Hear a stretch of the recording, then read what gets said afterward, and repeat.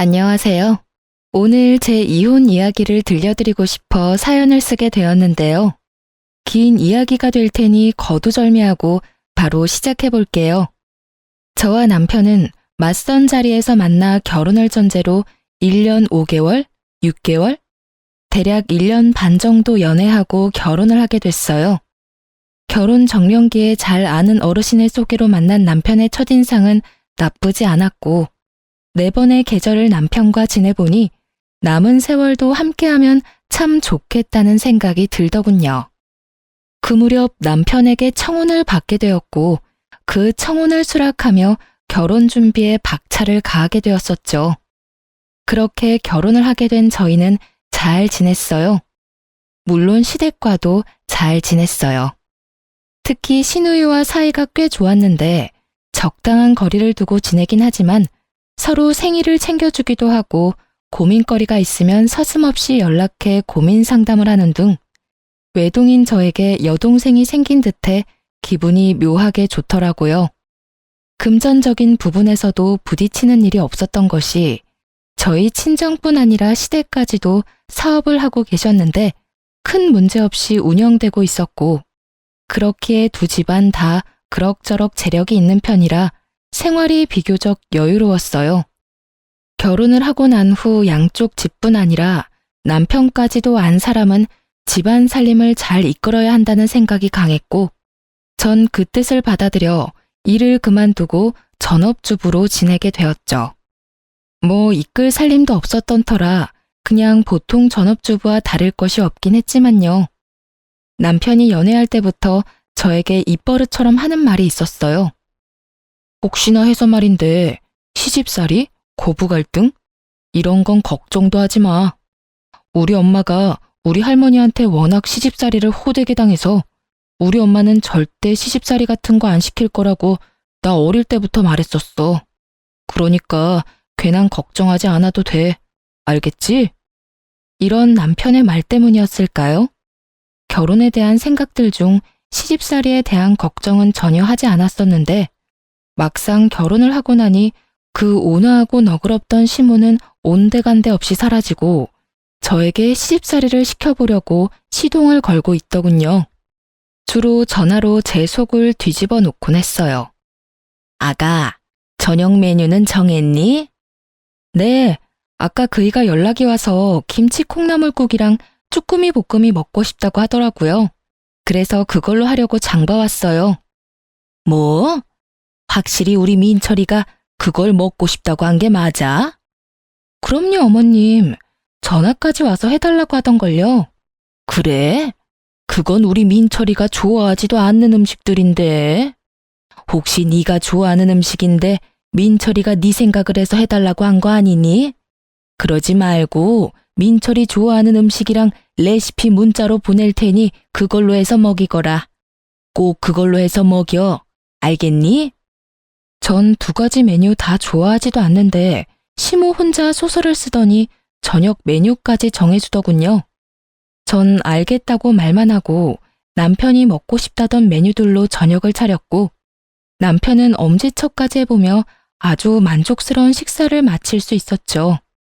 그 뒤로도 이따금씩 저녁 메뉴에 대한 간섭은 이어졌고, 전 기계적인 대답만 할 뿐 제가 정해놓은 대로 하곤 했습니다. 거기까진 참을만 했는데 메뉴 간섭은 시작일 뿐이었어요. 저를 정말 미치게 했던 건 바로 시댁 모임이 있는 날이었는데 그날엔 어김없이 시모에게 영상통화가 걸려왔어요. 아가, 오늘 입을 옷 정했니? 정했으면 어디 한번 보여주거라. 이렇게 시작된 시모의 간섭은 제 옷장에 있는 옷이란 옷을 다 꺼내 수십 벌 옷 중 가장 마음에 드는 옷을 결정하고서야 끝이 나곤 했어요. 언제나 그 끝은 제가 원래 입고 가려던 옷에서 크게 벗어나지 않았고, 그때마다 시모는 늘 이렇게 말하더군요. 이게 다 널 위해서야. 가족 모임 날 다른 어른들도 많이 오시는데 괜히 차림 때문에 트집 잡히면 너만 기분 상할 거 아니니? 그러니 나쁘게 생각하지 말고 좋게 생각해 주려무나. 어떻게 생각해야 이 선 넘는 간섭과 시집살이가 좋게 생각될 수 있는지 저는 도무지 알 수 없었지만 일단 알겠다고 하며 이건 아니라는 생각이 강하게 들 쯤이었어요. 시모의 생일날이 되었고 이번 생일은 시댁에서 하게 되었다며 연락이 왔더군요. 언니, 이번 생신은 그냥 집에서 하기로 했어요. 다 같이 모여서 그냥 밥이나 먹기로 했으니까 언니는 그렇게 알고 오빠랑 저녁 시간 맞춰서 오면 돼요. 네? 일찍 가서 저녁 준비해야죠. 아니에요. 이번 생신상은 제가 처음부터 끝까지 혼자 다 준비할 거예요. 그러니까 그런 줄 알고 시간 딱 맞춰서 와서 밥만 먹고 가요. 혹시나 일찍 오면 문도 안 열어줄 거니까 행여나 혹시나 일찍 올 생각은 하지도 마세요. 사실 시댁에서 한다길래 걱정이긴 했는데 시누이가 저렇게 나서주니 참 고맙더라고요. 하지만 막상 저녁 시간이 다가올수록 마음이 불안한 것이 점점 불편해졌고 걱정스러운 마음에 시누이가 말한 시간보다 조금 일찍 혼자 시댁으로 향하게 되었어요. 시댁에 들어서니 시누이는 이럴 줄 알고 자신이 더 빨리 음식 준비를 시작했다고 하며 도울 것이 없으니 쉬라고 하더라고요.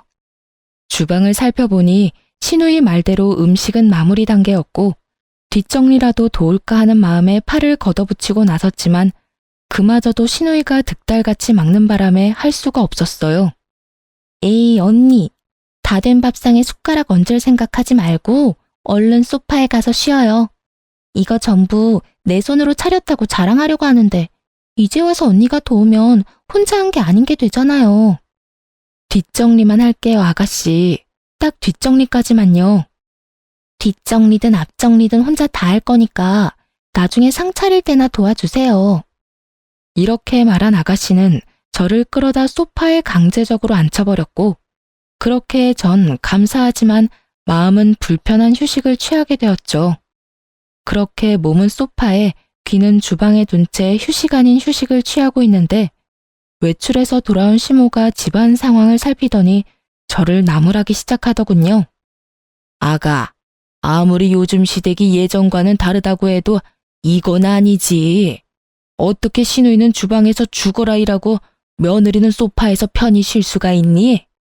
이렇게 말하며 저를 혼내는데 이해가 되면서도 이렇게까지 화낼 일인가 싶은 오묘한 감정이 들어 말이 나오지 않더라고요.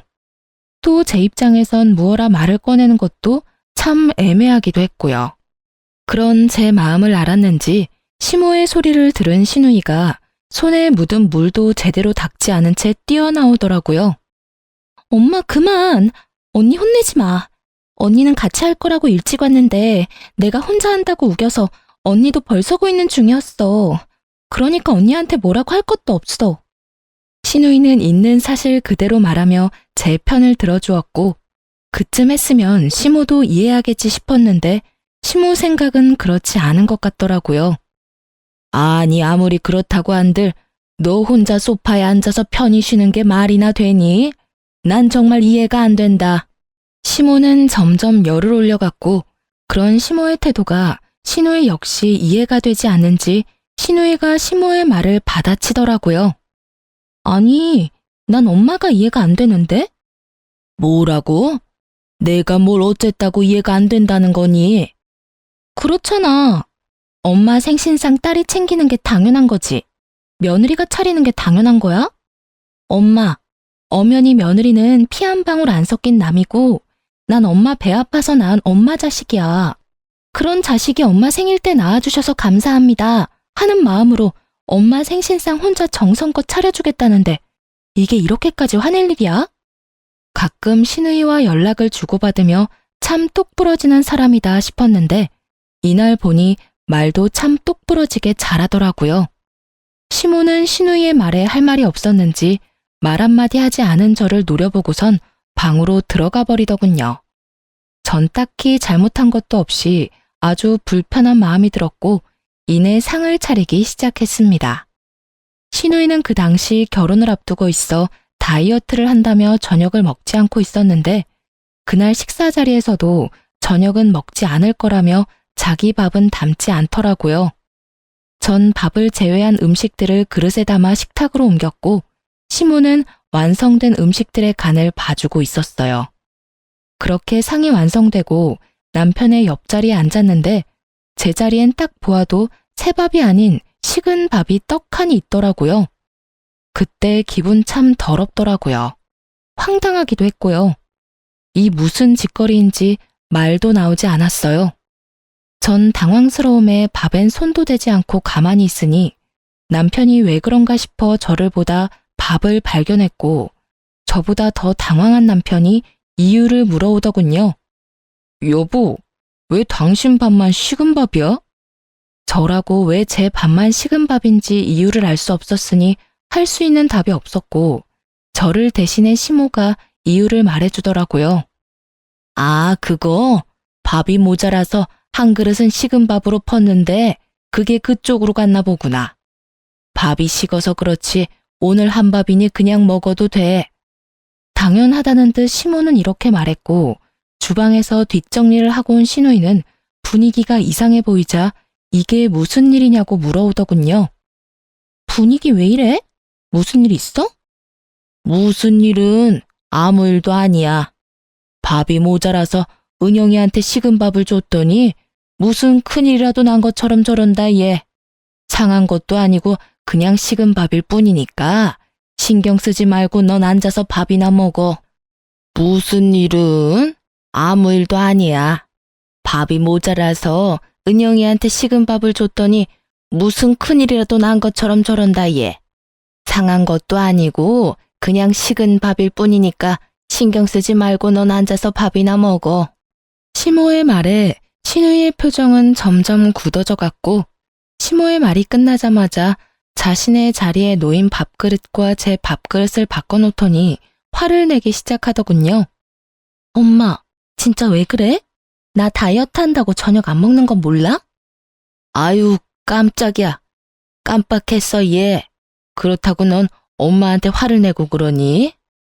아니, 깜빡했다고 한들 밥도 넉넉히 해서 밥솥에 밥 많이 남았던데 왜 언니한테 식은 밥을 줘?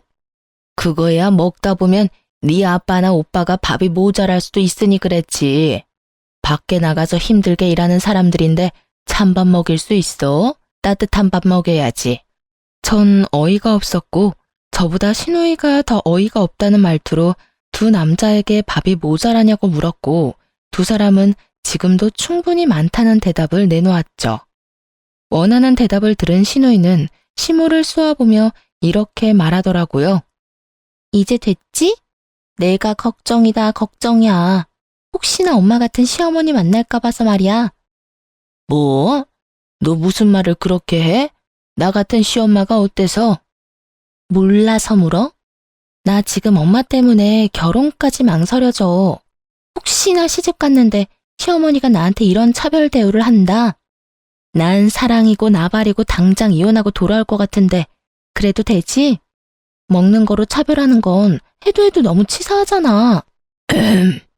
말 같지도 않은 말 하지도 말고 얼른 밥이나 먹자. 시부의 말에 시누이의 말이 끊기긴 했지만 정말 속이 다 시원하더라고요.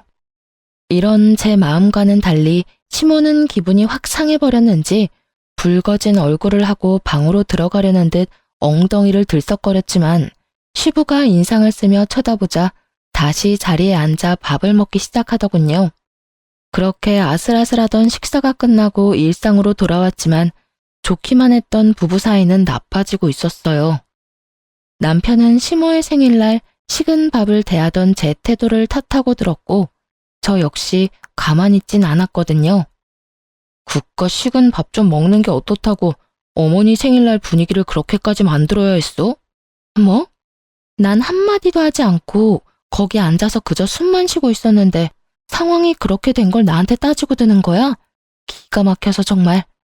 아니, 애초에 그딴 행동을 한 어머님이 잘못된 거 아니야? 난 정말 이유를 알 수 없어서 물어보는 건데 어머님, 왜 나 미워해? 어머니가 당신을 왜 미워해? 그러면 좋아서 식은 밥을 줬다고? 어머님은 나한테 따뜻한 밥 한 공기 주는 것도 싫을 만큼 나 미워하고 있어. 그걸 아가씨도 알고 나도 알고 아버님도 알고 계시는 것 같던데 당신은 왜 몰라? 여보, 어머니가 당신이 미워서 그런 게 아니라 상황이 그래서 그랬던 것뿐이야. 당신도 들었잖아. 혹시나 아버지랑 내가 밥이 모자랄까봐 그렇게 하셨다고. 그러니까 괜한 오해는 하지 말자. 누가 봐도 시모가 저를 미워하는 것이 맞는데 그걸 남편은 괜한 오해라고 하며 좋게 설명을 하고 나서더군요. 하지만 그 말들은 제 귀에 들리지 않았고 남편의 하나마나한 설명들로 풀리기엔 이미 제 마음이 상할 대로 상해버린 뒤였습니다. 자신의 설명에도 제가 여전히 투명하게 굴자 남편은 저를 속 좁은 사람으로 몰아갔고 저흰 처음으로 큰 말다툼을 하게 되었죠. 그날 이후 부부관계는 점점 소원해지기 시작했고 저 역시 사건의 본질은 보지 않고 무조건 제 잘못으로 몰아가는 남편의 행동에 실망감이 점점 커져만 가고 있었어요. 그 와중에도 시모의 시집살이는 계속되고 있었고 저의 인내심의 한계를 넘어서는 일이 일어나고야 말았습니다. 그날은 시모가 함께 백화점 쇼핑도 가고 맛있는 것도 먹자고 저를 불러내더라고요. 갑작스러운 통보에 적당한 변명거리가 없었던 전 하는 수 없이 시모와 백화점으로 가게 되었고 그곳에서 시모는 작정이라도 한 사람처럼 저를 무슨 하녀 부리듯 부려먹기 시작하더군요. 백화점을 돌며 온갖 잔심부름을 시키는 것은 물론 짐이란 짐은 다 제 손에 쥐어주고선 끊임없이 쇼핑하기 시작했고 몇 시간 동안 돈을 써대던 시모는 돈 쓰는 것도 힘들다며 밥을 먹으러 가자고 하더라고요. 저 역시 배가 고팠던 터라 시모를 데리고 백화점 근처 식당으로 갔고 빠르게 주문을 마친 후 시모 물건을 들고 있느라 뻐근했던 어깨를 두드리고 있을 그때였어요. 어머, 아가, 어떻게 하니? 나 지갑이 없어졌어. 아무래도 아까 계산하고 거기에 두고 왔나 봐. 네? 다시 한번 잘 찾아보세요. 가방이 없어요? 그래, 없어. 그러지 말고 얼른 가서 가지고 오렴. 누가 가지고 가면 어떻게 하니? 시모의 지갑은 남편이 첫 월급을 타 사준 지갑으로 의미가 큰 지갑이란 걸 알았던 터라 전 다른 생각은 전혀 하지 못한 채 몸이 반사적으로 움직이기 시작했어요. 백화점에 도착한 저는 마지막 매장에 들러 지갑을 찾기 시작해 시모가 돌았던 매장을 차례대로 돌며 지갑을 찾아보았지만 어디에도 없었고 CCTV라도 돌려봐야 하나 싶어 고객센터로 발길을 돌리는 순간 시모에게서 전화가 오더군요. 아가, 얼른 다시 오렴. 지갑 찾았어. 네?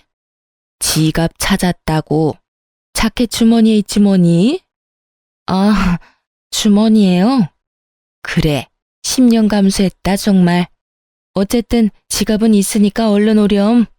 시모의 말에 전 다시 식당으로 향했고 식당에 가니 시모는 제가 주문한 음식까지 다 먹어치운 후더라고요. 아니 정확히는 다 남기긴 했는데 제 음식까지 제가 손댈 수도 없게 다 헤집어 놓은 뒤였어요. 이쯤 되니 알겠더라고요. 이 모든 게 저를 골탕 먹이기 위해 벌인 일이라는 것을요. 시모는 저를 향해 네가 어쩔 건데? 라는 말을 써놓은 듯한 표정을 지어 보였고 저는 저를 왜 이렇게까지 미워하는지는 모르겠으나 이젠 그 이유와는 무관하게 더는 참지 않기로 했죠.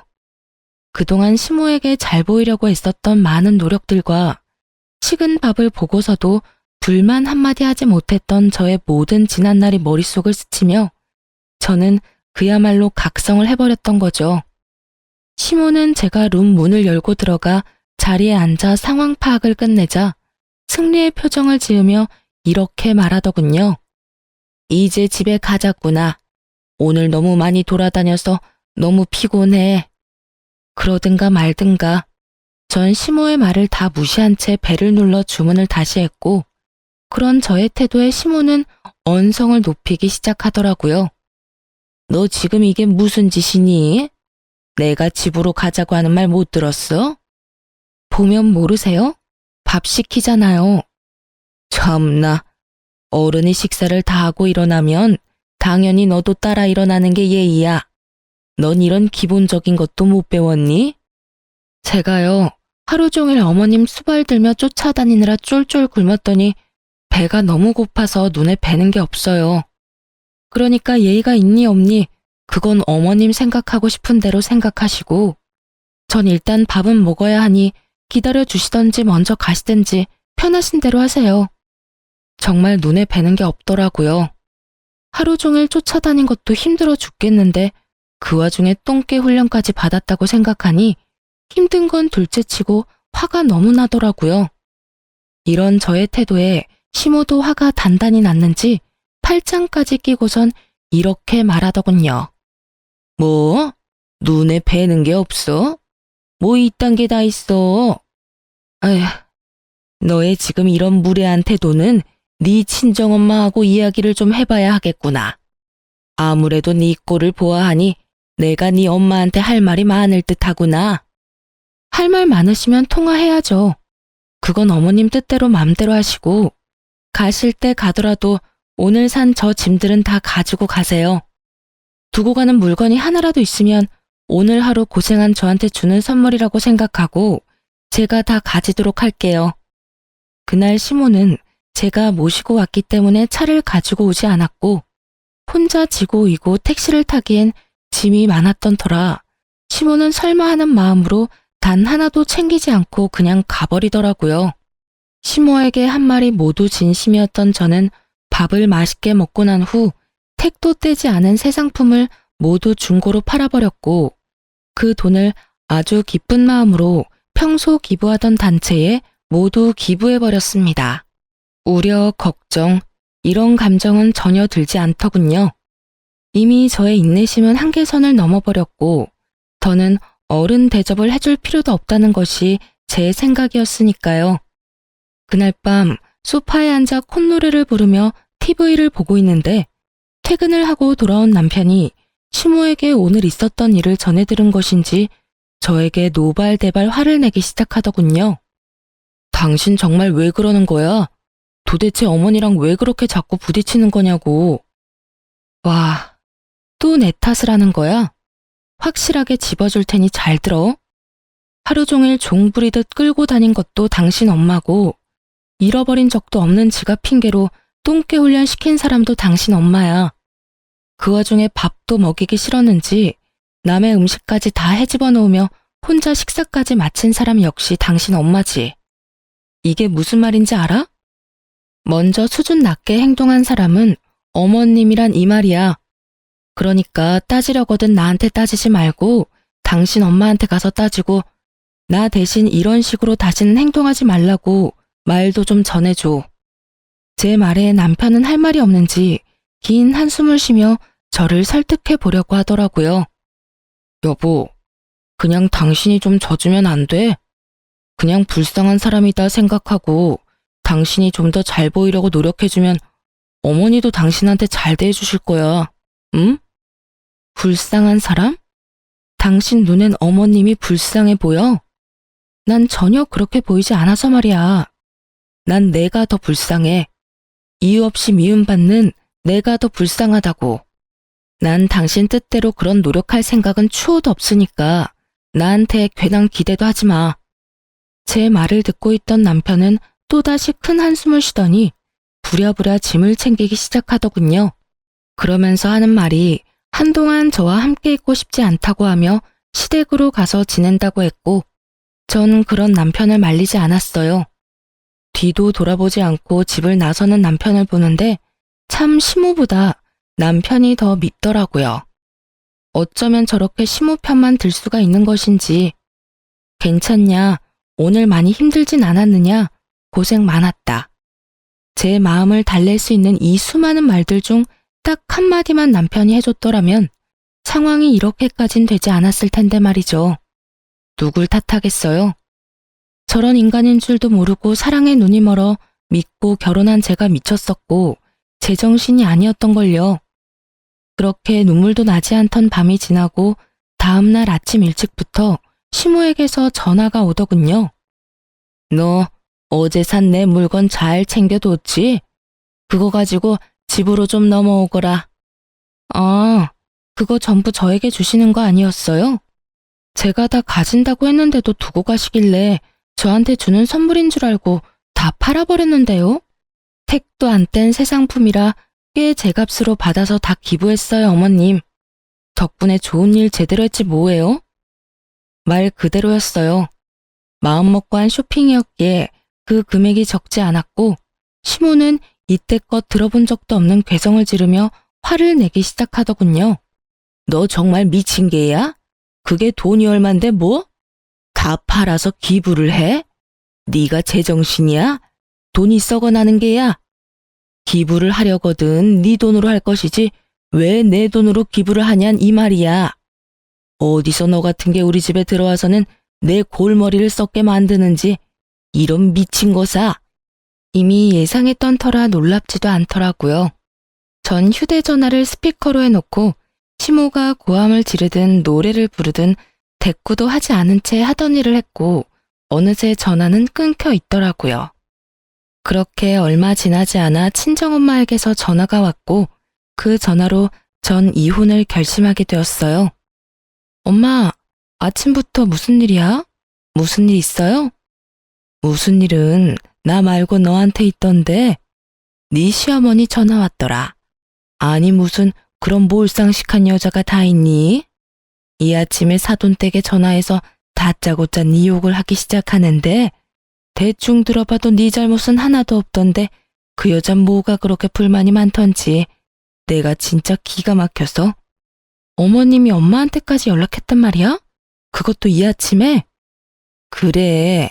아유, 다 됐고 내가 지금 너 데리러 갈 테니 준비나 하고 있어. 나보고 너 데리고 당장 네 시댁으로 오라고 하더구나. 무슨 말을 하려고 그러는지 내가 직접 가서 들어봐야겠어. 엄마, 일단 진정 좀 해. 내가 지금 진정하게 생겼어? 그 어렵다는 사돈한테도 이따위로 구는데 너한테는 어떻게 했겠어? 내가 지금 손이 다 떨려온다고. 엄마, 일단 진정 좀 하고 기다리고 있어. 내가 다 생각이 있어서 그래. 내가 알아서 해볼 테니까 조금만 진정하고 기다려줘요, 응? 아휴, 일단 알겠는데 다시 한번 이런 말 들리면 가만히 있지 않을 거니까 확실하게 마무리 지어. 도저히 안 될 것 같으면 이혼해. 어디 남의 집 귀한 딸 데리고 가서 2년 전년 욕짓거리냐고. 어쨌든 넌 잘못한 거 하나도 없으니까 괜히 기죽지 마. 알겠어? 네, 알겠어요. 들어보니 정신 나간 시모는 친정엄마에게 2년 전연하며 욕까지 한 모양이더군요. 아무리 머리끝까지 화가 났다고 해도 사돈한테 자식욕을 하는 건 좀 아니지 않나요?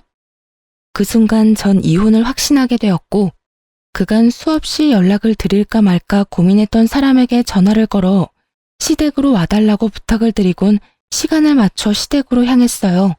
시댁에 도착하니 제가 부른 사람을 포함해 시댁 식구들이 다 모여 있더군요. 제가 시댁으로 와달라고 부탁까지 한 사람은 다름 아닌 시모의 시모, 즉 시할머님이었고 시조모를 중심으로 오른쪽엔 시부와 시누이가 서 있었고 시모와 남편은 시조모의 발 아래 무릎을 꿇고 앉아 있더라고요.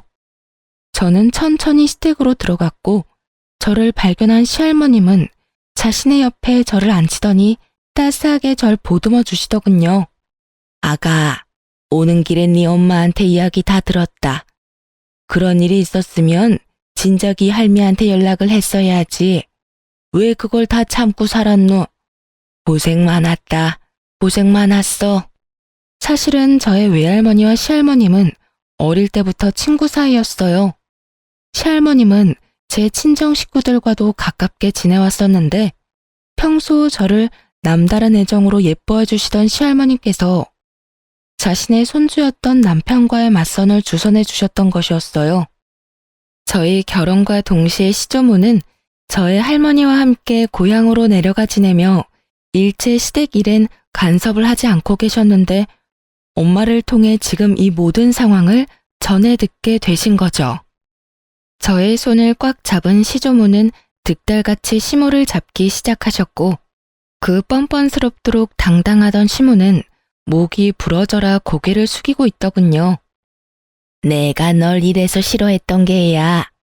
그리 내가 그 못된 성정을 버리라고 했거늘 아직도 그 벌은 못 고친 게야?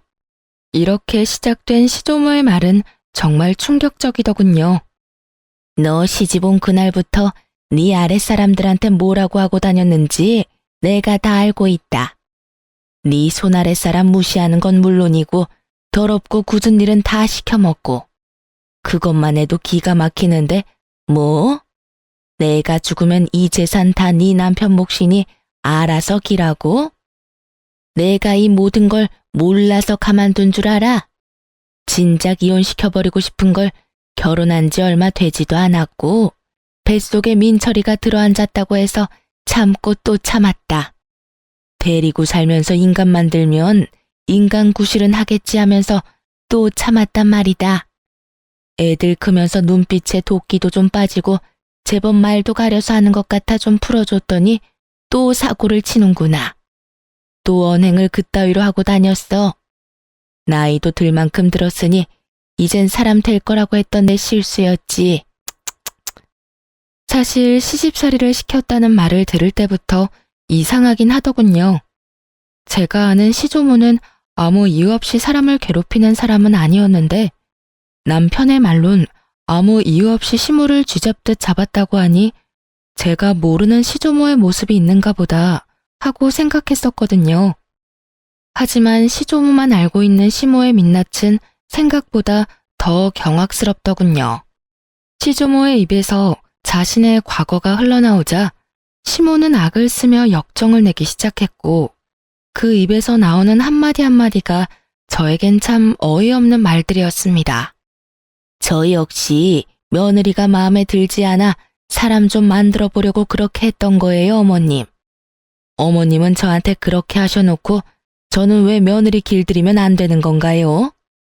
이 얼마나 기가 막히고 코가 막히는 말인가요? 시댁으로 오는 내내 될 수 있으면 말을 아끼자 하고 생각했는데 이렇게 상황이 흘러가니 그냥 참고 있을 수가 없더라고요. 어머님, 전 아무리 생각해도 어머님께 큰 잘못한 것이 없는데 저의 어떤 점이 그리도 미우셨어요? 제가 뭘 그렇게 잘못했길래 절 길들이려고까지 했는지 정말 궁금하네요. 저요, 어머님이 저한테 적대적으로 대하기 전엔 전화도 자주 드리고 살갑게 굴며 어머님의 말도 안 되는 트집에도 다 맞춰드리려고 노력했었어요. 그런데 그런 제 노력에도 어머님은 그저 저를 미워만 하셨었잖아요. 제 말에 어머님은 아무런 말도 하지 못하고 있더군요. 당연한 일이었어요. 백화점 사건이 있기 전까지 전 시모에게 잘하려고 애썼고 시모의 말도 안 되는 시집살이에도 이렇다 할 말대답 한 번 한 적이 없었으니까요. 아무리 머리를 짜내어 봐도 할 말이 없던 시모는 입을 꾹 다문 채 저를 노려보더군요. 그런 시모의 행동에 서름이 터져버린 저는 그간 시모의 행동을 하나하나 다 읊어주었죠. 제 말이 길어질수록 시조모와 시부의 얼굴은 점점 굳어져만 갔고 제 말이 끝나자 시조모는 믿을 수 없다는 듯 화를 내시더라고요. 이 말이 다 사실인 거야? 어디서 가짠지도 않게 그딴 짓거리를 한 게야? 네가 사람이야? 어떻게 사람이 어른이 그런 짓을 할 수가 있는 게야? 나도 그리 미운 너한텐 그런 짓은 하지 않았어. 식은 밥을 줘? 하녀 부리듯 부려? 어디서 배운 짓거리야 그게? 이게 다 어머님 때문이에요. 저요, 시집 와서 단 하루도 마음 편한 날이 없었어요. 이제 좀 편해지나 싶었는데 어머님이 저 애를 이 집에 들이셨잖아요. 제 입장에선 저 애가 눈에 가시 같았고 그래서 괴롭혔는데 그게 잘못인가요? 네가 마음 편히 지내지 못하게 된 건 다 그 누구의 탓도 아닌 네 탓이다. 멀쩡히 살아있는 시어미를 하루빨리 죽으라고 누가 너한테 기도하라고 시켰니? 그리고 너보다 아랫사람들을 그리 심하게 괴롭히라고 누가 너한테 시켰니? 다 네 심보가 네 팔자를 꼰 것인데 누구 탓을 하는 게야? 그건 실수였어요. 그땐 저도 어렸고 뭘 몰라서 그런 언행을 했던 거라고요. 그냥 실수라고 생각하고 용서해 줄 수도 있는 거잖아요. 언제적 실수를 이날 이때껏 마음에 품고 저를 괴롭히시냐고요. 이렇게 말한 시모는 눈물을 쏟아냈고 저는 그런 시모가 어이가 없더라고요. 그리 잘하는 사람이 아무 잘못도 없는 저를 그리 미워했다고 생각하니 화가 나기도 했고요. 그럼 어머님은 그런 이유로 절 괴롭히신 거예요? 제가 할머님과 오래 알고 지낸 사이란 이유 때문에요? 그게 더 말이 안 된다고 생각하진 않으세요? 아니, 그리고 그게 이유가 된다고 한들 어머니 말대로 그게 언제적 이야기인데 저를 괴롭히세요. 왜 친정엄마한테까지 전화해서 2년 전년 제 욕까지 하셨냐고요? 저의 분노는 극에 달해버렸고 시모 역시 악에 바친 듯 저에 대한 불만들을 쏟아내더군요. 난 네가 이래서 싫었다. 네 행동, 생김새, 말투 모든 게 다 싫었다고. 특히 네 그 건방짐이 제일 싫었다. 날 깔보는 듯한 그 눈빛에서 나오는 그 건방짐이 미친 듯이 싫었다고. 정말 미쳐버린 것이 아닌가 하는 생각이 다 들더라고요. 전 정말 맹세코 일이 일어나기 전까진 시모에게 살갑게 대했기에 저 정도 자격지심이면 병이라는 생각마저 들기도 했습니다. 제가 싫다며 소리를 질러버린 시모는 급기야 남편을 보며 이렇게 말하더군요. 이왕 일도 이렇게 됐고 민철이 너 당장 이혼해. 더는 이딴 년이 너하고 사는 꼴은 보기도 싫다. 시모는 결국 이혼이란 말을 입에 올렸고 남편은 되묻기만 할 뿐 아무 말도 하지 않더라고요. 당신 무슨 말이라도 해봐. 당신은 어머님이 이혼하라고 하면 나랑 이혼까지 할 생각이야? 당신은 생각이 없어? 전 남편에게 따져 물었고 그런 제 행동이 또 마음에 들지 않았던 시모는 저에게 무시무시한 태세로 달려들더군요. 이년이 어디서 내 아들한테 그딴 식으로 말을 해. 내가 이년을 그냥. 이러면서 달려드는데 저도 모르게 시모를 밀쳐버렸고 바닥에 고꾸라진 시모를 본 남편이 미쳐 날뛰기 시작하더라고요. 너 진짜 미쳤어. 어디서 시어머니를 밀치는 거야? 당장 이혼해. 나도 너 같은 년이랑 한시도 못 살겠으니까 이혼하자고. 그래, 이혼하자. 그까짓 이혼 해줄게. 변명할 생각도 남편에 대한 미련도 조금의 마음도 남아있지 않더라고요. 전 모든 걸 체념한 채 이혼을 하겠다고 했고 제 말이 끝나자마자 시조모 역시 시부를 보며 이렇게 말씀하시더군요. 아비야, 너도 이혼하거라. 더는 저런 물건이랑 너랑 사는 꼴은 보고 싶지 않구나. 어머니, 그게 무슨 말씀이세요? 이혼이라니요? 이제 와서 이혼이라니 그게 말이 된다고 생각하세요? 그 모진 시집살이 다 견디고 인제야 좀 살만해졌는데 이혼이라니. 전 절대로 이혼 못합니다. 시조모의 말에 시모는 그게 무슨 말이냐며 따지고 들었지만 시부는 그런 시모의 말은 들리지도 않는다는 듯 오직 시조모의 얼굴만 바라보더군요. 지금까지 한 말이 다가 아니란다, 아비야.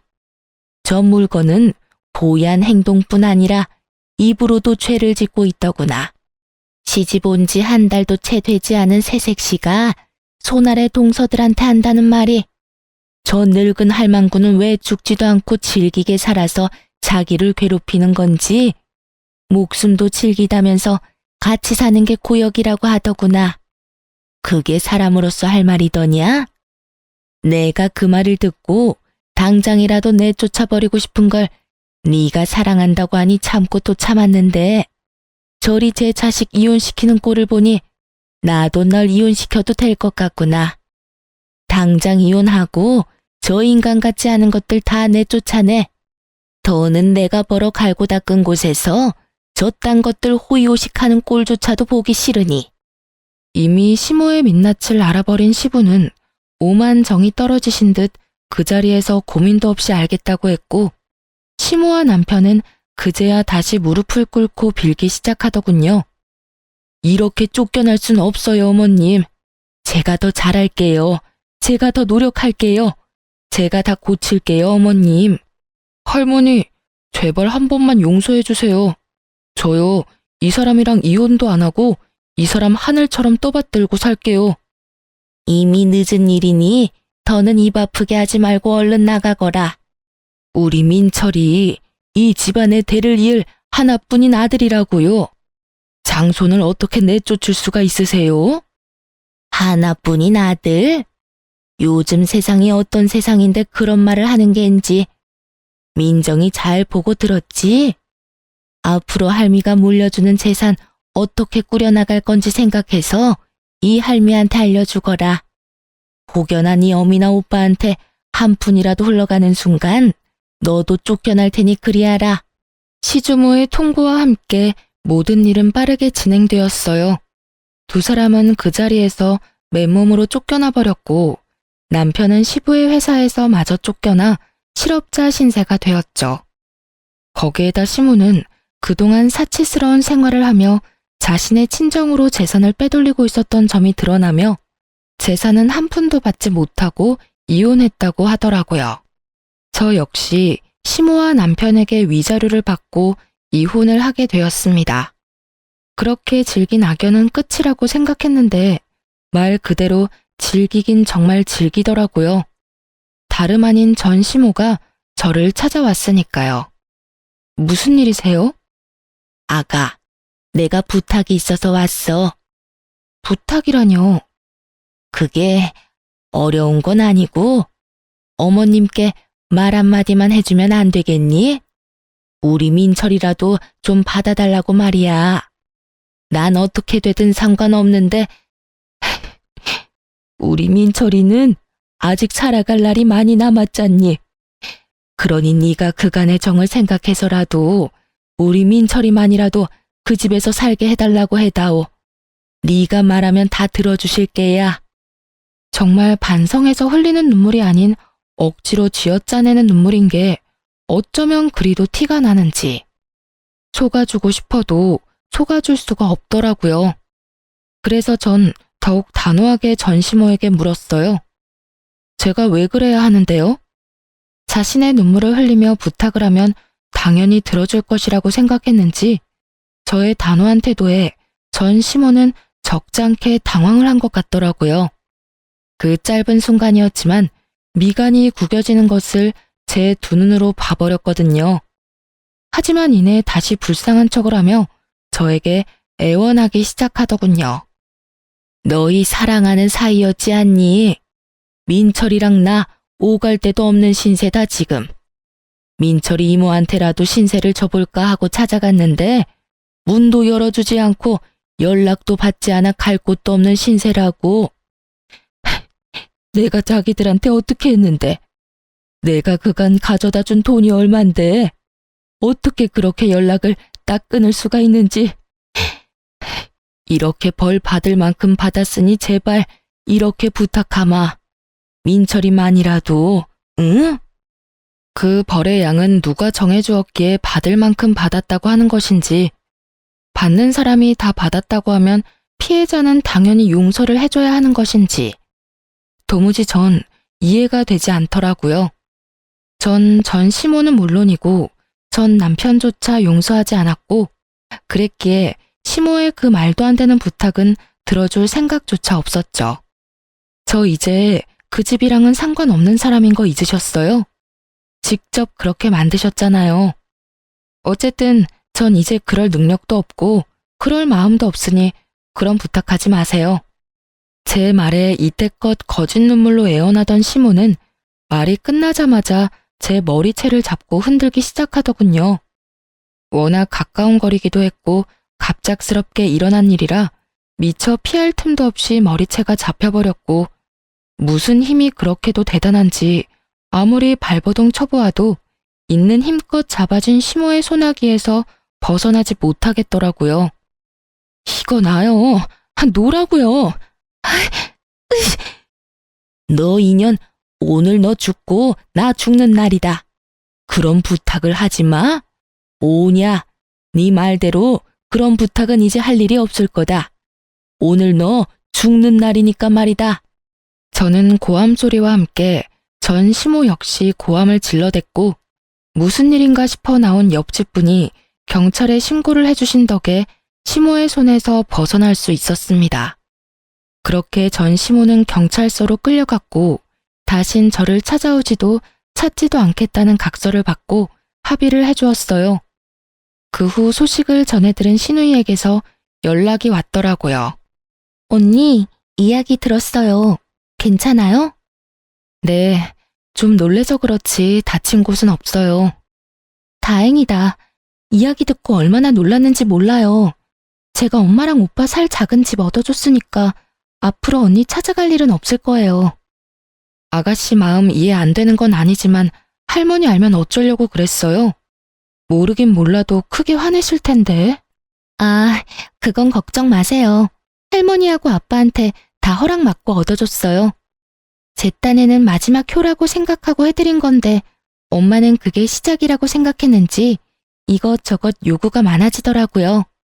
그래서 저도 연락 끊어버렸어요. 언니도 알다시피 제가 오빠처럼 엄마 사랑받으며 자란 자식도 아니고 낳아주시고 키워주신 값은 다 했다고 생각해서요. 쉬운 결정은 아니었을 텐데 아가씨도 마음고생 많이 했겠네요. 괜찮아요? 네, 전 생각보다 괜찮아요. 저보단 오빠가 큰일이죠 뭐. 제가 유일한 희망이자 마지막 돈줄이었을 텐데 저마저 연락 끊었더니 들리는 소문엔 어디 작은 회사에 취업은 했다고 하더라고요. 그런데 뭐 버텨내겠어요? 한평생 고생이란 모르고 편하게만 살았는데. 뭐 이제 알아서 잘 살기만을 바라야죠. 그렇게 말을 마친 신우이는 앞으로 언니 동생하며 지내도 되겠냐며 저에게 조심스럽게 물어왔고 전 알겠다고 했어요. 앞서 말했다시피 동생 하나 생긴 기분이 좋기도 했고 저를 잘 챙겨주었던 신우이와 계속 연락하며 지내고 싶기도 했거든요. 신우이뿐 아니라 할머니와도 가끔 보고 지내고 있어요. 저를 만날 때마다 제가 그런 일을 겪게 된 것엔 할머니의 책임이 크다며 자책 아닌 자책을 하시더니 어느 날엔 할머니의 건물에 소품 가게를 하나 차려주시더라고요. 회사도 결혼한 후에 그만두고 무슨 일이라도 해야 아픔이 빨리 잊혀진다고요. 전 감사하게 가게를 받았고 잡생각도 버릴 겸 핸드메이드 제품도 만들어서 판매하고 있어요. 가끔 너무 쉽게 이혼을 한 것인가 싶은 순간도 있긴 하지만 더는 전 남편을 사랑하지 않았고 참고 더 살았다간 어떤 꼴을 보고 당하게 될지 모르는 일이니 후회는 하지 않으려고 해요. 요즘 전 옆 커피가게 사장님과 자주 왕래하며 지내고 있어요. 네, 여러분이 생각하시는 그런 관계로 지내는 거 맞습니다. 아침 저녁으로 커피를 사 먹으러 가다 보니 자연스럽게 가까워졌고 어느 날부턴 제가 제일 좋아하는 커피를 가지고 사장님이 직접 찾아오기 시작해서 시간을 자주 보내게 되었죠. 그 이후 사장님과 가끔 밖에서 밥을 먹기도 하고 술도 먹으며 서로 알아보는 단계를 거치고 있어요. 지금까지 지켜본 바론 성실하고 다정한 사람인 것 같아 좀 더 지켜보려고 합니다. 이혼을 할 당시엔 다신 남자는 없다고 생각하고 다짐했었는데 사람 일이란 게 정말 모르는 건가 봅니다. 이렇게 또 남자를 보며 좋은 사람이라고 느끼는 걸 보면 말이죠. 어쨌든 전 용기를 가지고 새롭게 시작해보려고 합니다. 그게 일이 되었든 사랑이 되었든 간에요. 이로써 저의 긴 사연도 끝이 났네요. 제 이야기를 끝까지 들어주셔서 감사합니다.